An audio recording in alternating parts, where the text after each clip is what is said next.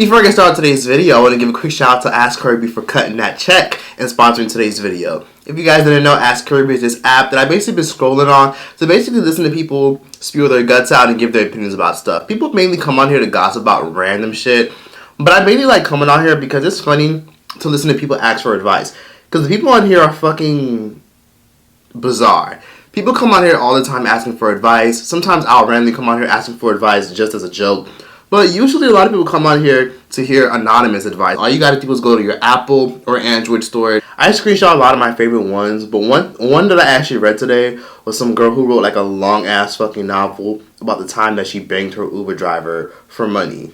But hey, I don't care because I don't slut shame, and if you want to give your pum pum to a real nigga, do what you gotta do. So yeah, if you guys are interested in Ask Kirby, and if you guys want to see what the app is and what the fuss is about, definitely go to your Apple or Android store, check it out and download it, and you never know. Honestly, I'm always scrolling on here, replying to people's advice, giving my crackhead advice. I know a lot of people don't agree with a lot of my advice, but Ask Kirby is pretty much where I can actually give advice and feel like I'm helping somebody not be as fucked up as they were before. So if you guys are interested, check out Ask Kirby.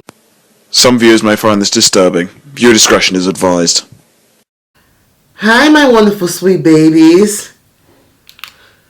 It's Destined Choice, and welcome to my second channel. Now, for those of you guys who didn't know, I'm suspended off my main channel for a week, so unfortunately I can't post, which is fucking annoying, but it's okay, because I'll explain that in my podcast, where I'm going to be dragging a lot of people. And my podcast drops on February 1st, so be prepared for that.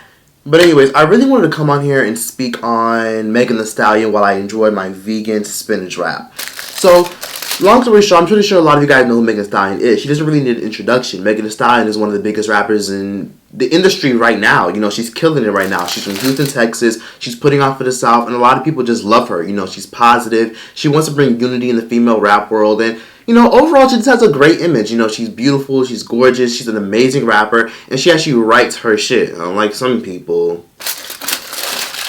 Now, Megan Thee Stallion doesn't really have a lot of love from a lot of black women in particular. And a lot of women, especially black women, don't like her because, let's put it this way. I know some people will say, well, who cares if black women don't like her? Who cares if black women don't like her? Well, I like Megan Thee Stallion, and let me put it this way. Black women kind of do have a justified reason not to like her in particular, and I understand why. But let me explain in this video. So Megan Thee Stallion, of course, you guys know, she got her start off when her song blew up, Big Ol' Freak. When her song Big Ol' Freak blew up, it basically put her on the map. It got tons of radio play, and then boom, she collaborated with Nicki, got Hot Girl Summer. She became a huge, massive household name, and now she's killing it right now. You know, the city girls have pretty much lost their momentum, and as sad as it is for a lot of y'all, the city girls just ain't popping no more. They haven't had a hit in a very long time. They're just very irrelevant now. And Megan Thee Stallion came up at a good time. Now the city girls are losing momentum, and people are getting pretty much tired and bored of Cardi B. So Megan Thee Stallion is that new token female rapper that everybody wants to just support because we just need more blackness in hip-hop. You know, hip-hop is just a very white-dominated thing. And like I say this all the time, people love hip-hop, people love black culture, and people love black things on people, but a lot of times they don't like it on black people. They don't like it on the people who popularized it and made it universal. They don't like it on the people, but they like it on other races.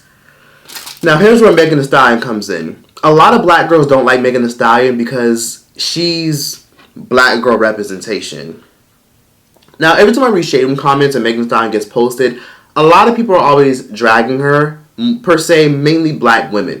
And I'm not going to be that person that sits up here and say they're bitter, they're angry. Like, no, we're not doing that. What we are going to do is try to see where people are coming from. And then I looked at it in a broader perspective, and I read a lot of people's comments every time Megan Thee Stallion gets posted or every time Megan Thee Stallion goes viral. And a lot of people don't like the fact that she's seen this black girl representation, specifically because we've been conditioned to think that a black woman is only beautiful and talented when she's over-sexualized.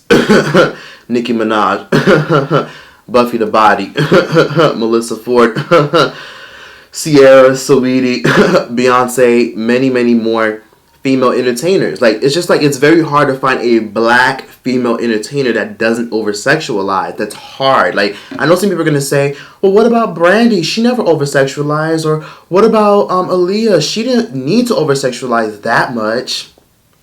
Yeah. But that was way back in the day when black representation was a thing and everybody actually wanted to give black representation genuinely. Now we live in a world where representation for black women has kind of died down. I mean, back in the day, black girls had so many fucking people to look up to. You know, back in the day, black girls had Destiny's Child. And then back in the day, black girls had Vanessa from the Bernie Mac show. And back in the day, black girls had Moesha. We had Constance Vaughn. We had so many people.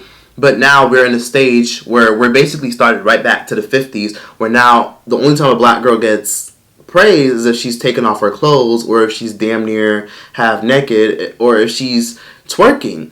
And it's crazy because, you know, a lot of people are always commenting, I'm tired of seeing Megan Thee Stallion's ass. One time I said that Megan Thee Stallion is one of the best rappers in the industry right now and putting on for other female rappers. And a lot of people were just like, oh no, please don't even give Megan Thee Stallion that. It's bad enough we already got Nicki Minaj. You know, Megan Thee Stallion she's our black representation, and I don't like it. And I never understood until recently, where basically I came across a documentary on MTV that talked about the negative stereotypes and negative stigmas that a lot of black women have to carry. And I'm not even going to get too far into it. I'm going to just insert the clip. We really need to talk about how black women are portrayed in pop culture. From the sassy black friend to the sexy prostitute on the wrong side of the tracks to the overly helpful house cleaner, black women are so very often stereotyped in pop culture. But these stereotypes are more than lazy writing, they have long histories. So maybe we should just get fucking rid of them. Meet the Jezebel. She's sexual, she's aggressive, she just wants it all the time. You know what I mean. And considering we live in such a hypersexual world, the Jezebel must be a new thing, right? Not even close. When Europeans first traveled to Africa in the 17th century, they were shocked that African dress exposed so much skin. Cut to the Jim Crow South, and everyday items like ashtrays, postcards, and drinking glasses depicted over-sexualized images of black women and girls, reinforcing this dangerous stereotype. And it was dangerous. During that time, black women were regularly assaulted by white men, and they rarely faced criminal charges. And while this stereotype has persisted throughout TV and film history, today you can usually find the Jezebel archetype in music videos and all over reality TV. It also pops up in the policing of black women's bodies and sexuality. Just ask Rihanna, or Nicki, or Beyonce. But remember, too much sexuality can be threatening. So, meet the Mammy. Mammy's fat, old, and very dark-skinned. She was given these physical traits to show that she was undesirable and prove that white slave owners didn't find black women attractive. The Mammy lived on through Jim Crow to imply that black women were only fit to be domestic workers. We began to see the Mammy characters everywhere, from books and movies to advertising, like Aunt Jemima. And if you think this stereotype doesn't still have power in media, the first black woman to win an Academy Award for acting was Hattie McDaniel, playing a slave-era Mammy in Gone with the Wind. Fast forward to the 90s, the headstrong black woman becomes the sassy black friend, with characters like Dion in Clueless or Nurse Laverne Roberts in Scrubs, and basically every reality show about black women. That was a mess. But before I get further into this video, I want to give a quick shout out to my other sponsor, Car Marshal. If you guys want to help this channel out, click that link in the description down below that looks like this. And every time you click it, I get paid. You know, search for a car, type in your zip code, you know, do it all. I get paid per click. So yeah, click that link, support this channel, and yeah. Now, that clip was very it basically helps you realize that there's a lot of heart-wrenching things that we've all been normalized to. You know, we've all been conditioned to think that black girls are all ghetto or hood, or they always want to fight somebody on sight, or if you try to confront one, they're just going to yell and scream and be angry. And it's really sad because that negative stereotypes follow black girls all over the world. And it's sad because young black girls are given that stereotype before they're even given an opportunity to discover their identity. And it's really sad. And it's sad even more because a lot of people basically criticize the black women that are put forefront because of it. And I want to use basically Suki Hana as a good example. If you got to know who Suki Hana is, she's a female rapper that's on Love and Hip Hop. And basically, she's a talented rapper. She can actually write music. She's been writing music for a long time. But it's funny because now that Worldstar Hip Hop is getting a whiff of her, and now that Love and Hip Hop is getting a whiff of her, it's just all of a sudden when you watch her music videos, it's just it's disgusting. It's just she's taking off her clothes, she's talking about sucking dick, and it's just what the fuck have we gone to? You know, even Megan Thee Stallion, for example. Megan Thee Stallion, for a lot of y'all who don't know, a lot of y'all probably don't know who she was way before, but I did some research, and Megan Thee Stallion didn't start off rapping about sex and rapping about, you know, getting her ass ate. She didn't start off rapping like that, because I found a freestyle from her from about 6 years ago, and this is how she was rapping. Man, I'm talking cash shit. That's what I gotta do. Cause it's just something about shit and no hoes that downed you, they clowned you. On the come up now, they won't be round you. Hold up, they got me fucked up. And that's what a lot of these female rappers are. A lot of them are genuine female rappers that know how to rap, right? A lot of them know how to express themselves using lyrics, but they've all felt conditioned to sell sex, and that's what Megan Thee Stallion is doing. She's selling sex. And is there something wrong with it?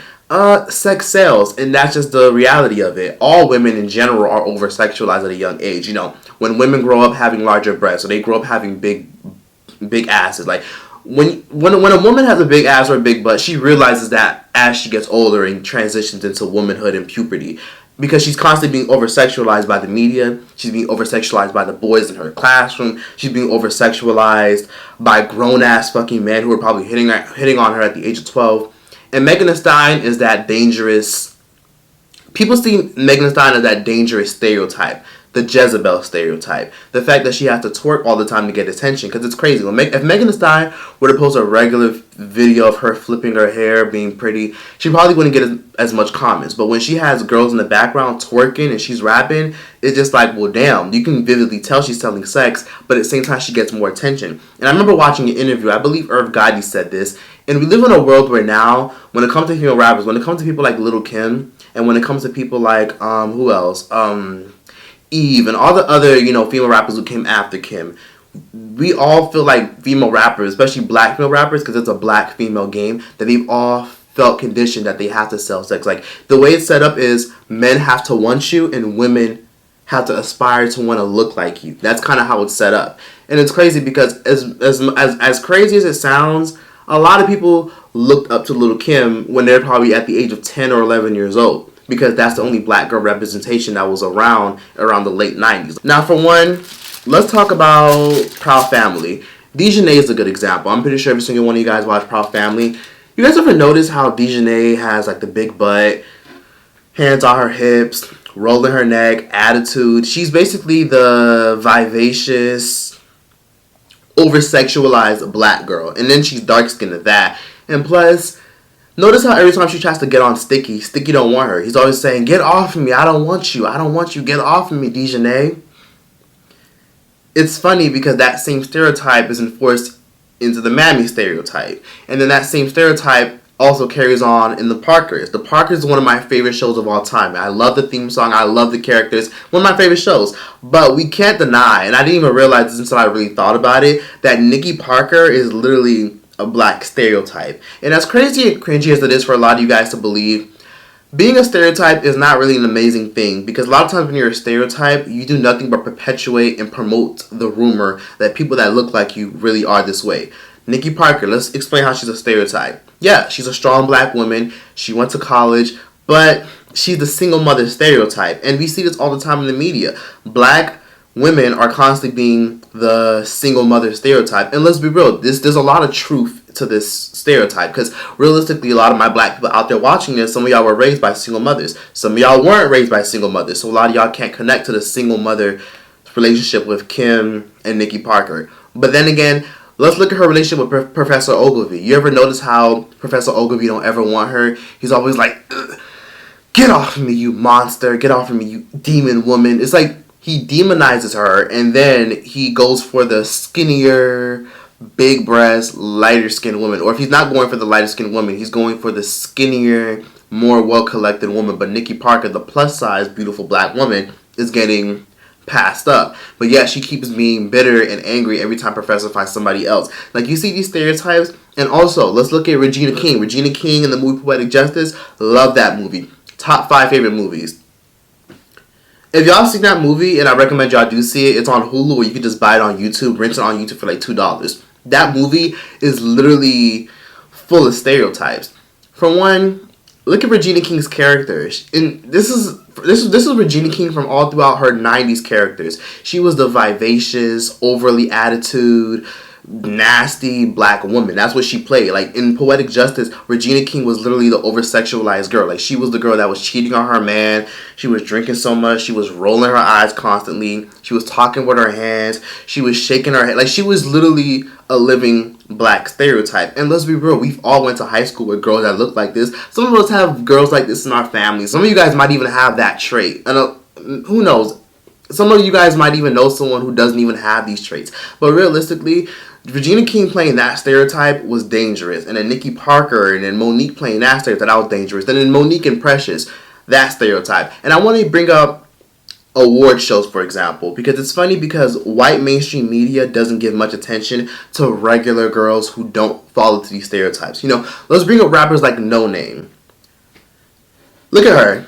Is there anything about her that's over-sexualized? No. She's a dark-skinned, natural-haired black woman that knows how to sing and rap, and she barely gets attention. But I guarantee you, if she was walking around with thongs and pasties, she'd get more attention because she does have viral songs. But realistically, can we be honest? Wouldn't No Name get more views if she took off her clothes? Sex sells for all women in general because when it comes to oppression, all women are all oppressed and all women are sexualized. Hence why, if you guys didn't notice, Billie Eilish, the famous pop star, she doesn't over-sexualize at all. She's more famous and known for her voice. And if you guys ever notice Billie Eilish, she's always wearing baggy clothes. It's no secret that she only wears baggy clothes and she's a tomboy. But the only reason she wears baggy clothes, for a lot of you guys who don't know, is Billie Eilish has big boobs and she doesn't wear like crop tops or skinny jeans or anything because she doesn't want the media to over-sexualize her. Notice how when Billie Eilish gets on the red carpet and she wears like a regular baggy flannel and she wears some jean shorts and baggy jean shorts, no one ever says, "Oh yeah, look at you, Billie Eilish, she looking thick." She look like, no one does that to her because she doesn't over-sexualize herself because she doesn't want to be that girl that's in that bubble of being over-sexualized. Ariana Grande, she didn't start over-sexualizing. She literally started off wearing regular dresses and wearing regular cute princess attire. And now Ariana Grande literally does videos where she's like wearing like strapless tops and she has to like do like a little sexy look and everything. It's just like, that's just a normal thing. Sex sells, and that's the only way people will pay attention to you, because the way it's set up is if you don't appeal to a male audience, if your male audience doesn't want you and want to like do things to you and want to mess around with you, realistically, you won't really get far in the industry. Like, you just won't get far in the industry. And I think people like Megan Thee Stallion she's kind of a good example. I do like her music. She's a talented rapper, but every single one of her songs is about sex. And it has to be like that, or else she won't get any attention. Her song, Tina Montana, that song has like the least amount of sexual lyrics that I know. Like, she doesn't have much sexual lyrics in her song, Tina Montana. And guess what? It's one of her lowest performing songs ever on Apple. It's her lowest performing song. Why is it her lowest performing song? It's mainly because Megan Thee Stallion needs sex to sell. She needs sex or she won't make it at all in the industry. Without sex, Megan Thee Stallion would be nothing. Nicki Minaj. I was a fan of Nicki Minaj. I'm old. Way before she blew up. I remember Nicki Minaj on MySpace. I remember having Nicki Minaj on my top 10 on MySpace. On my older people know what I'm talking about when I say MySpace. MySpace was a thing back then, and that's where a lot of people were getting exposure. Now, Nicki, she had her MySpace, and she had it literally before she got her surgery. So if you like had Nicki Minaj on MySpace and you went through her older photos, you would see that she didn't have butt shots. And she was also in Gucci Mane's music video, All White Bricks. If y'all want to see how Nicki looked before her surgery, go watch Gucci Mane's music video, All White Bricks. And basically, if you look closely, Nicki doesn't have these body shots. She was still rapping, she was still singing, she was still grinding as an artist, but no one paid her any mind. But when she got a fat ass, she was known for being that girl with the big ass. When you ask somebody, especially somebody who's older, "Oh, do you know who Nicki Minaj is?" More than likely they'll say yes. But back in the day, she was just known as that girl with the big butt. She was that rapper black girl with the big butt. She was that light-skinned rapper black girl with the big butt. She was the girl that was twerking. She had to twerk. She had to do all these things or she wouldn't have got attention. Realistically, honest question, do you think Nicki Minaj would be as far as she is in this industry if she didn't have her ass or her titties? Do you think that? Honestly, if Nicki Minaj didn't have her butt or her breast, do you think she'd be far? Do you think she'd be one of the best and most iconic and most memorable female rappers of all time? Lil' Kim. Lil' Kim constantly gets compared to being the female Biggie Smalls. Because Lil' Kim at one point was lyrical, but when she was a black woman. Now she's apparently a black woman trapped in a Latina body. But do you think Lil' Kim would have got exposure if she was out here rapping in suit and ties? Because before she was rapping, I believe she had like a regular 9-to-5 job. If she was wearing her regular attire, she was covered up. If she was wearing long sleeve shirt and long pants, and she wasn't like showing extra skin, showing her stomach all the time, showing her breast all the time, do you think Lil' Kim would be where she is today? Do you think Lil' Kim would genuinely be where she is today if she didn't show off her goodies? No, Little Kim wouldn't be anywhere near where she is today. She wouldn't be known for being iconic. People wouldn't be listening to her music. Like, her voice wouldn't be heard. She would just fall in the. She would basically fall in line with the other girls. Missy Elliott is an exception because people look at Missy Elliott as like she's this masculine big girl. Like, she was the big girl. You know what I'm saying? Some people even think that Missy Elliott is a lesbian, even though Missy Elliott has never ever talked about her sexuality. She was one of the lucky few female rappers to actually make it without over sexualizing herself. Missy Elliott didn't need to because she was so lyrical and so different because she had to be. She had to be lyrical and different. And if you're not good enough, men won't take you seriously. And in a world where the world is controlled by men, if men don't take you seriously, then women are going to be conditioned not to take you seriously either. And that's why so many female rappers have came and gone. Look at Dej Loaf. Y'all remember Dej Loaf? I know y'all remember Dej Loaf, the girl who made that song Try Me. Where is she now? What happened to her? This is what happened to Dej Loaf. The industry pushed her away. When Dej Loaf first came up, she was a gangster rapper. She was rapping on some gangster shit. She was basically just... She wasn't wearing too much makeup. She was just, wearing her. She was a tomboy. She was wearing her jersey dresses and her ripped jeans and her snapback, and she left it at that. But the whole industry wanted to box her in as the lesbian rapper, and Dej Loaf isn't a lesbian. Look at Dej Loaf now, irrelevant. But before she became irrelevant, she started over-sexualizing more. And I remember getting annoyed because when I first discovered Dej Loaf back in 2014, 2015, I was obsessed with her. I loved her. I loved her lyricism. I loved the fact that she wasn't like all these other Southside, whack-ass, country-ass female rappers who just want to show their goodies all the time for some shock value and some clicks and attention. I loved her. I loved her authenticity. But then all of a sudden, she got to a point where she started rapping about taking dick and stuff. She started rapping about sitting on penises, started like talking about like her ass. I was like, okay, whoa, like this isn't the Dej Loaf I fell in love with. And I started getting very annoyed with her music, which is why I gravitated away from it. So here's the thing when it comes to female rappers not over-sexualizing. When you don't over-sexualize and you don't show your goodies, the industry's going to push you away. Young and May is a good example because Young and May did an interview with The Breakfast Club, and she basically said that when she first came up in the industry, the rappers, everybody respected her and they loved her. But she said before she really blew up and before she,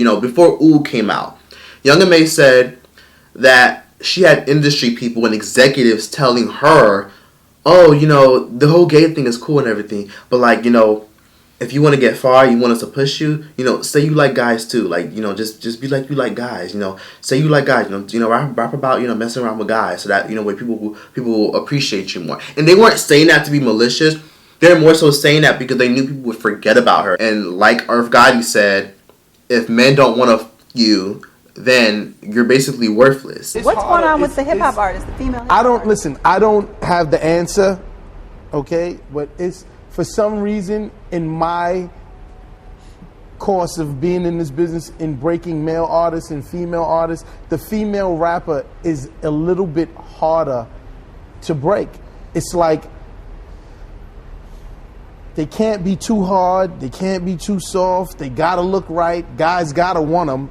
You know what I'm saying? And so I dig female rappers like big time, but I don't know what's happening. It's like the people don't buy it. A lot of times before a female to get put on, you got to be Missy, you got to have Timberland with you. You got to have Biggie if you Lil Kim. It's real like that. It's let's call it what it is. It's sexism in the business. You know what I mean? And women are not supported the way dudes are. And a lot of the women I've seen have more talent than the dudes as MCs.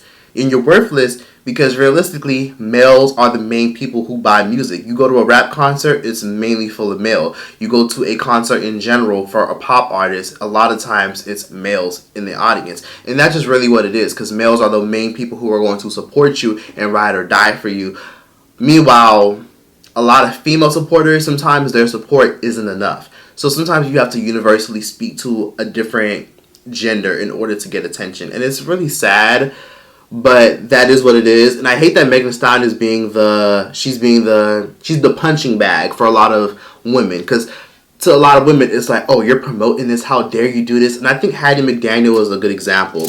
Now, Hattie McDaniel, if you guys didn't know, is an old actress who died years ago. She was basically a massive actress in the early 1900s. And, she performed in a lot of, the most classic film, Gone with the Wind. And Hattie McDaniel basically played the mammy. She played the angry black girl who was nasty all the time to her, to the white people she worked for. She was the maid. She was constantly like, messing up their food, giving them attitude, rolling her eyes. She played the mammy. So she was like the first ever representation that young black people had, because at one point, black people weren't allowed to be on certain networks. But she was the first ever representation that a lot of people had of what a black woman is, which then pushed and promoted the narrative of what a mammy is. And at one point, I did look at Hattie McDaniel as I think I blame you for why the whole mammy and plus-size black women stereotype exists. Because I used to look at Hattie McDaniel and be like, yeah, you play a big role on why this stereotype exists, or why a lot of people don't take plus-size black girls seriously.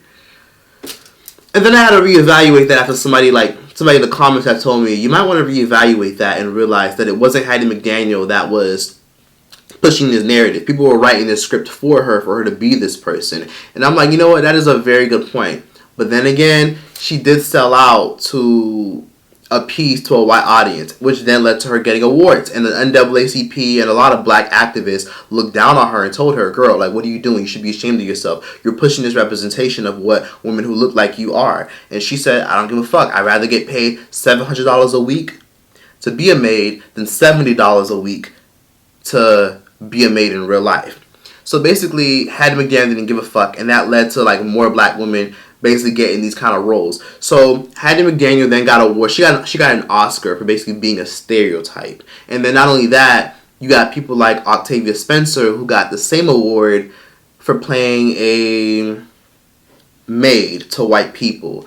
And then you got Monique, who later, a couple years later, like a year later, got the same award for playing the struggle black mother stereotype who's abusive to her daughter and her kids and cusses and swears a lot. You know what I'm saying? Like the stereotype of what white people want to see in us.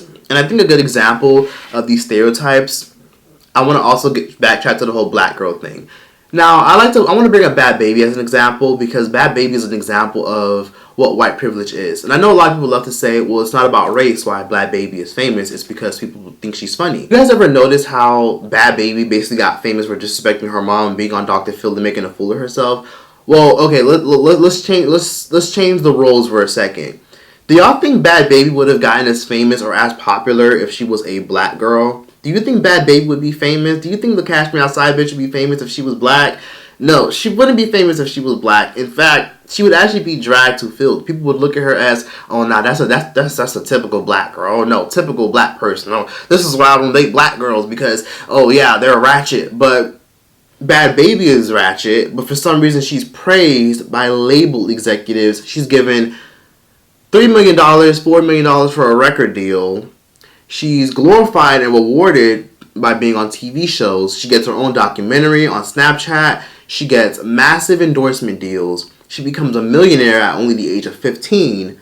But yet, people don't see it as it has anything to do with race. Okay, cool. Well, have y'all watched Maury before? If you ever watched Maury's segment of Out of Control Teens, you would know that Maury has interviewed tons of Bad Babies. Before Bad Baby could even fucking crawl, wipe her own ass, he's interviewed tons of people who look like Bad Baby, but except a lot of them were black, or a lot of them were Latina. And it's funny how none of them are as famous as Bad Baby.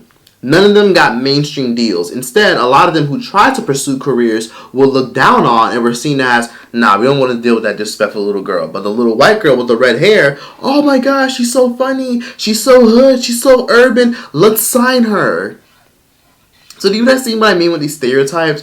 A lot of times, if you're this stereotype, you're not going to be rewarded for it. You'll get attention for it, but a lot of times it'll be negative attention. And if you do get negative attention for it and you find a way to monetize it and profit off of it in a good way, you'll likely be seen as the representation for other people who look like you. I mean, a good example is as a stereotype. A good example is whatchamacallit. If you guys ever watched that show, Are We There Yet? It's a very old show that I believe Ice Cube used to produce. So basically, if you guys know anything about the show Are We There Yet, you know one of the characters. I'm not sure what her name was. But basically, she was a dark-skinned black woman. I forgot her name. But y'all know who she is. She's played the roles for like a lot of whores in a lot of movies. She's played a hoe in a lot of movies and a lot of films. And it's crazy because she's the black girl. She's the Afrocentric black woman who's dark-skinned. And yet, she gets the whore roles. And in Are We There Yet, she also got the hoe role. And basically, she was the girl that like nobody wanted. All the men were just like, ugh, I don't want her. Ugh, I'm not interested in her. And she was over sexualized. She was always talking about sex. She was always the Jezebel.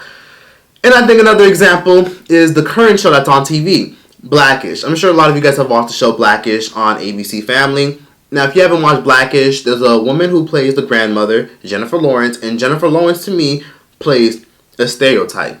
Now, I know a lot of y'all who love Jennifer Lawrence because she's a very solidified actress.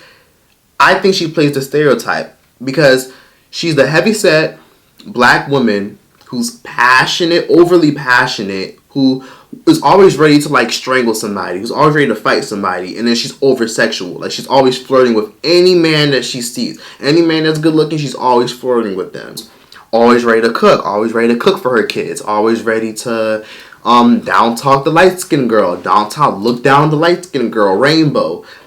So you see where I'm coming from? So I think, this video has pretty much just been all over the place, but overall I just want to explain why a lot of people don't like Megan. She shouldn't be the punching bag for a lot of people, but at the same time, I do have to understand why people don't like her, because she is perpetuating and portraying the image in order to be mainstream. She's keeping up with the image. Nicki's doing the same thing. That's why a lot of people don't respect Nicki, because she's portraying this image. Hence why, if you notice, a lot of times, most rappers, they more so respect the girls who don't over-sexualize, but they disrespect the girls constantly who do. Even though they're strong and educated women like Nicki. Like, Nicki's a very strong, educated woman, and people always shit on her every chance she gets. People always say, oh, well, all she rap about is shaking her ass. But Nicki has some songs where she's literally talked about her life. Bed of Lies, The Crying Game, By a Heart.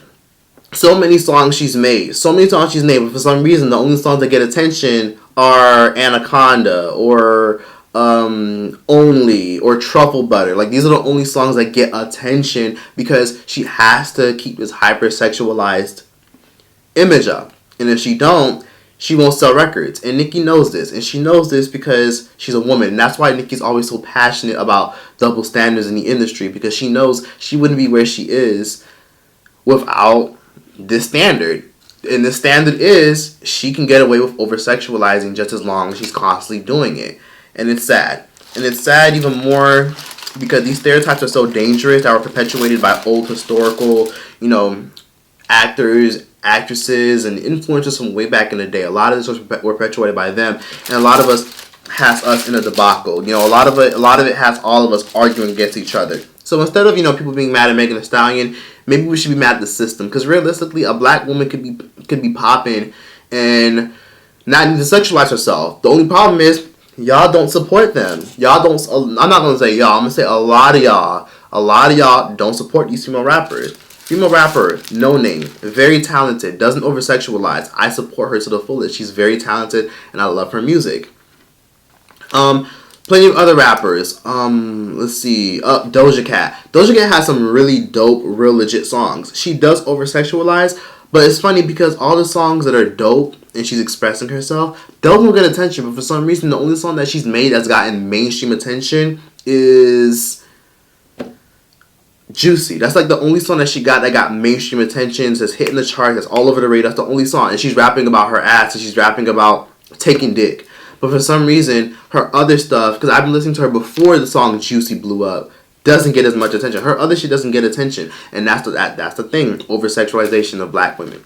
Because, a lot of people know that a lot of black women are known to be curvaceous and so on and so forth. And then they're used as objects. They're used as pawns to entertain white people. It's been like that since the 40s, and for some reason it still continues. But people just act like it doesn't exist, and it is what it is. People like to act like slavery doesn't exist, but it is what it is. It's whatever. And honestly, it's a crazy world we live in. But people have to understand that a lot of these stereotypes are negative. And it's funny because I was also watching Family Guy. I was watching American Dad too. But Family Guy in particular, I don't know if y'all saw this episode, but it was an episode where Peter had a secret daughter. His secret daughter was black. You know what they did? They made a secret daughter that's black, dark skin, black, weird hairstyle, and then they basically gave her a very thottish, a very slutty outfit. And she had like the voice and everything and the neck rolling. And I'm just like, what is this? I watched that episode and I was literally cringing because I was just like,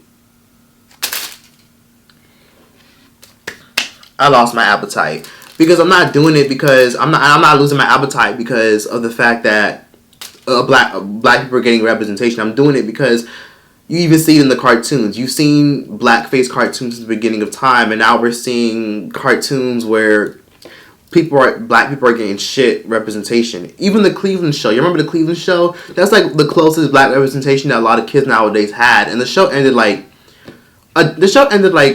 8 years ago, but the show was pretty popular back in the day. It came out like around 2010, and that's like that was like a huge mainstream show that had black representation in it. But for some reason, they couldn't do a black show and make it funny without stereotypes. Like it's funny how when Family Guy does a regular episode, they don't ever enforce white stereotypes, but for some reason they're so quick to enforce black stereotypes. And I think a good example is the Cleveland show. The Cleveland show is produced by the same people who produce Family Guy, and Family Guy never promotes white stereotypes, white negative stereotypes about all this other negative things that come with being white, but they love to push and promote the fact that all black girls have a ghetto ass mom with a shortcut who's strong and has a student athlete son and has a daughter that doesn't listen, and they push the stereotype that the daughter is just as curvaceous and thick, but they're not gonna push the other stereotypes about white people, but they'll push it about black people,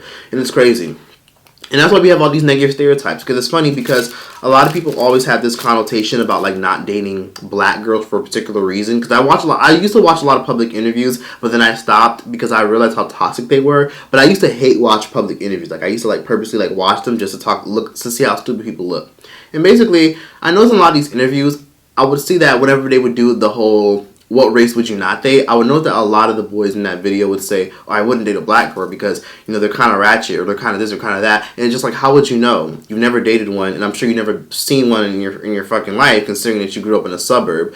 But basically, I noticed that people are fed representation through the television and through the media and through imagery and through female rappers and through artists. And Megan Thee Stallion is part of that representation. Megan Thee Stallion is part of that over-sexualization. Hence why a lot of times, I don't know if y'all know this, but did y'all know 6ix9ine, the rapper, one time said that he has a fetish for black women? He said he has a fetish for black women. He didn't say he likes black women. He said he has a fetish for them. Y'all know how creepy and disgusting that sounds?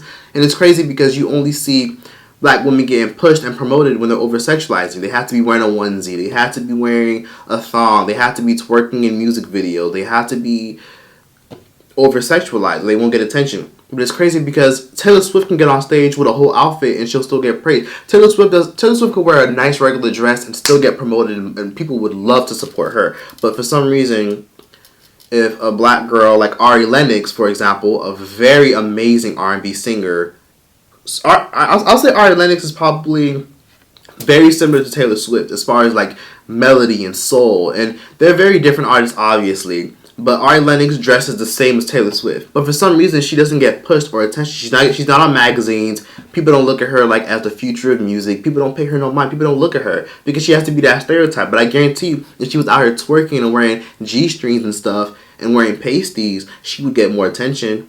This is what I mean, and this is the whole argument of a black girl is more than just her body. A black girl is more than just her boobs or her breasts. She's more than just the negative representation that she's getting. And that's why we have all these negative stereotypes. If you're not the sexy black girl who wants to over-sexualize and show her breasts and show her ass, you're either the dorky, quirky black girl. If you're not the quirky, dorky black girl that hangs around white people for some reason and wears glasses and stuff in the movies, then you're the angry black girl who's mad because nobody wants her and she's this and she's that and she's jealous of everybody. If you're not that, then you're probably then you're gonna get labeled the plus size, the big girl, the big black girl, the girl who's ratchet as fuck and no one likes her and she's annoying and she wanna fight everybody. You're that girl, or you're the whatchamacallit, you're the what's the other stereotype that we have? How about black girls? Is another one. Help me with this. Y'all fill in the blank. There's a lot of stereotypes. There's a lot of things. Hence why people don't like Lizzo. White people don't like Lizzo. A lot of people don't like Lizzo, especially black people, because they see it as she's a mammy. Because she has a predominantly white audience and she dances around on stage and she twerks and she does all this sexual stuff. But it's crazy because Adele doesn't have to do all those things, but Adele is still seen as one of the best pop artists of all time. Isn't that interesting? But Lizzo has to do all this extra stuff, and I don't think Lizzo is I wouldn't say Lizzo is a stereotype. I think people just use their outrage on Lizzo just to clothe the fact that they don't like big people. Now, I feel like a lot of people look at Lizzo as a stereotype, but I don't think Lizzo is a stereotype, just my personal opinion. Because if you're going to look at Lizzo as a stereotype, why don't y'all hold Beyonce to that same standard? Beyonce wears sexy clothes on stage. Not even that. Who else but Sierra? Rihanna. Don't nobody ever come for her for the way they be dancing on stage, but y'all want to come for Lizzo, the way she dance on stage, and how she want to show some skin. Just admit that y'all don't like fat people. But if you're going to hold Lizzo accountable for being a stereotype, you got to hold all these other black women accountable, like Rihanna, Beyonce, Nicki Minaj, and Sierra, and all these other black women. You got to hold them accountable too. I think one of the few artists out there that aren't stereotyped that have made it mainstream in this day and age, in this generation, this current generation, the men don't count. The men don't count because there's a double standard for them. The world's ran by men, so they don't count. But as far as black women, are there any black women that are actually like popping right now that aren't stereotypes? Female artist that's a black woman that's not a stereotype. SZA? The SZA count? SZA's not popping anymore because she's not consistent. Wow. I can only think of SZA. And I would say Beyonce, but Beyonce, she over-sexualizes a little bit. When she's on stage, she definitely does. Not anymore. I'll say now that Beyonce is a lot more older, she doesn't do it anymore. But I guess you could say Beyonce. Let's add Beyonce to the list of some people who don't live up to the stereotypes. Because she's leveled up now. She doesn't have to do that anymore. Because now she's Beyonce. So Beyonce, SZA. I'm trying to, help me think, y'all. I can't think of any black female artist that's not a stereotype. And when I say black, I don't mean mixed. I mean black. Like a black girl. Like a girl who's visibly black. I can only think of SZA and Beyonce at the moment.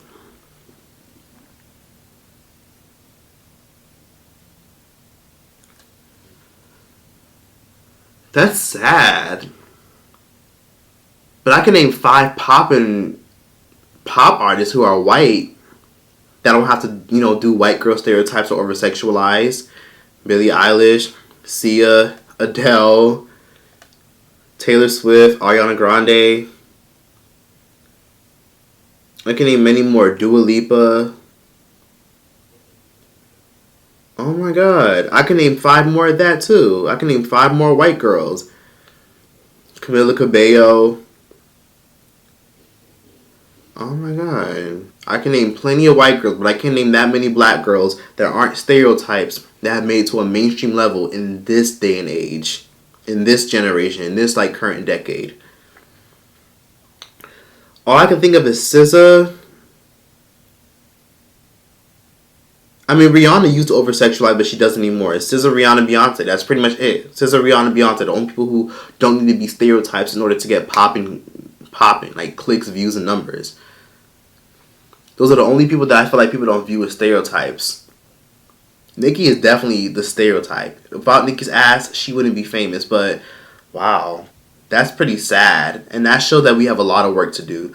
But if you guys like this video and y'all now understand why a lot of people don't like Megan Thee Stallion, please be sure to leave a like and a comment down below. My podcast comes on February 1st, so be prepared for that because I have a lot to say that I know I can't say on here. But please be sure to stay tuned for that. My podcast comes on February 1st. I'm going to be announcing the name very soon. Thank you guys for all the support. I have a Patreon coming soon, so thank you guys for that. Thank you guys for all the support. Thank you guys for all the likes, comments. I really appreciate everything. I try to read as much as I can. I really appreciate y'all. Follow me on Instagram. That's the best way to get in contact with me if you want to tell me something. Follow me, and yeah, that's that. I don't have nothing else to say. That was that for this video. Bye. Yeah, new Monica. Sometimes I'm here, and mother's hoping fall. I ask myself over again, what am I doing wrong? I bid your call. What does it have over me? I think the night with you, holding you, man. You make me feel I'm so gone, so gone. You make me feel sweet. Oh, I love you, baby. So gone.